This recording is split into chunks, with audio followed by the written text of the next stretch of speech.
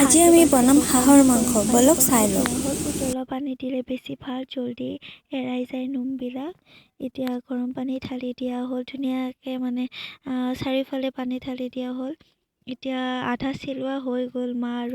মই আৰু বাইদেউ চেলাই আছোঁ, মায়ে ভিডিঅ' কৰি আছে। গোটেই চেলাব লাগে, নহ'লে সৰু সৰু নোম থাকে, ভালকৈ চাই চিতি চেলাব লাগে। এতিয়া হৈ গ'ল অলমষ্ট। এতিয়া গেছত পুৰি আছে, পুৰা হ'ব। মাথাটো এতিয়ালৈ কাটা নাই, পুৰি কিনে একেবাৰে মাথাটো কাটি দিব, নোমখিনি পেলাই দিব। এতিয়ালৈ পেলোৱা নাই। ভালকৈ পুৰি লোৱা হ'লে মানে হৈ গ'ল। পুৰা ধুনীয়াকৈ পুৰি ল'ব, আপোনালোকে গমেই পায়। এতিয়া ধুনীয়াকৈ কাটি লোৱা হ'ল। এতিয়া বনাবৰ কাৰণে পিঁয়াজ, তেজপাত এইবিলাক ৰাখি থ'লে মছলা পেষ্ট কৰি লোৱা হ'ল। আদা, নহৰু, জলকীয়া পেষ্ট কৰি লোৱা। এতিয়া কেৰাহীটো বহাই দিব। আৰু হাঁহৰ মাংসত তেল বেছি নিদিলে আৰু মছলা বেছি নিদিলে ভালেই নালাগে, তেল বেছিকৈ দিয়া হ'ল।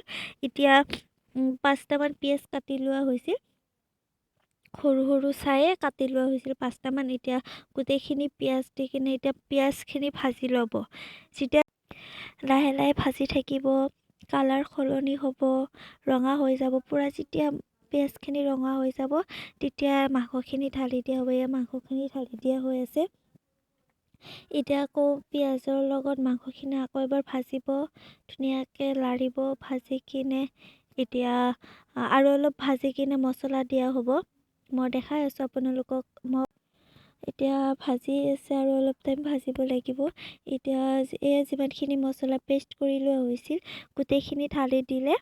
আপোনালোকে অনুযায়ীটো গম নাপালে 3 চামুচমান দি দিব। এতিয়া নিমখ, তাৰপিছত জলকীয়া গুড়া, হালধি গুড়া, জিৰা গুড়া, ধনিয়া গুড়া, গৰম মছলা গোটেইখিনি 1 চামুচ দিলে।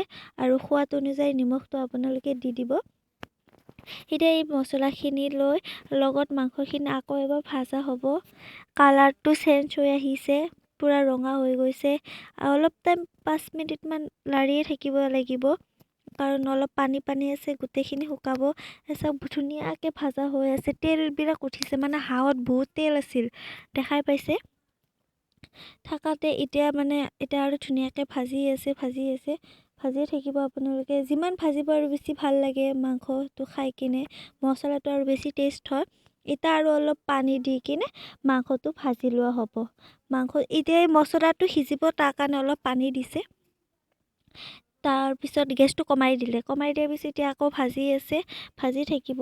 যিহেতু পানী আছে, পানীটো এতিয়া ভাজিব লাগিব, সেইটো জোল হ'ব। তাৰপিছত মছলা হ'ব, মছলা নহ'লেতো আৰু খাই ভাল নালাগিব। হাঁহৰ মাংস এইটোৱে আৰু কি মছলাৰ ওপৰত ডিপেণ্ড কৰে আৰু কেনেকৈ বনায়। এইটো এতিয়া জোলৰ কাৰণে পানী দিছে, কিমানখিনি জোল দিব আপোনালোকে অনুযায়ী দি দিব। আৰু বেছি জোল দিলেও ভাল নালাগে হাঁহৰ মাংস এনেও। তো এতিয়া পানী দি কিনে ধুনীয়াকৈ আৰু অলপ চাইডে লাৰি চাৰি পূৰা ধুনীয়াকৈ ঢাকি দিয়া হ'ব। তাৰপিছত আৰু কি, এতিয়া লাহেকৈ ঢাকি দিয়া হ'ল। এইটো ঢাকনি সৰু হৈ গৈছিল, তো বেলেগ এটা ঢাকনি দি দিলে হৈ গ'ল। এতিয়া 15 মিনিটমান পিছত এয়া দেখা পাইছে হৈ গ'ল। মাংস ধুনীয়াকৈ সিজিছে, কিন্তু আকৌ কাৰণ এবাৰ পানী দি যিহেতু সিজাই লৈছে, তো ধুনীয়াকৈ উতলিছে। কালাৰো ধুনীয়া কালাৰ আহিছে, যোনটো কালাৰ লাগে এইটো। আমাৰ ইয়াতে অলপ নিমখ কম হৈছে, চ' অলপ টেষ্ট কৰি কিনে আকৌ এবাৰ নিমখ দিয়া হ'ল। এতিয়া চাওক, আমি ইমানখিনিয়ে জোল ৰাখিছোঁ, বেছি জোল ভাল নালাগে আৰু। এয়া হৈ গ'ল, ইমান সহজতে কম সময়তে মাংস হৈ গ'ল। আপোনালোকে নিশ্চয় এবাৰ ঘৰত বনাই চাব। আশা কৰোঁ আজি এই ভিডিঅ'টো ভাল লাগিছে। যদি ভাল লাগিছে, like, comment, share and subscribe কৰি দিব। Thank U.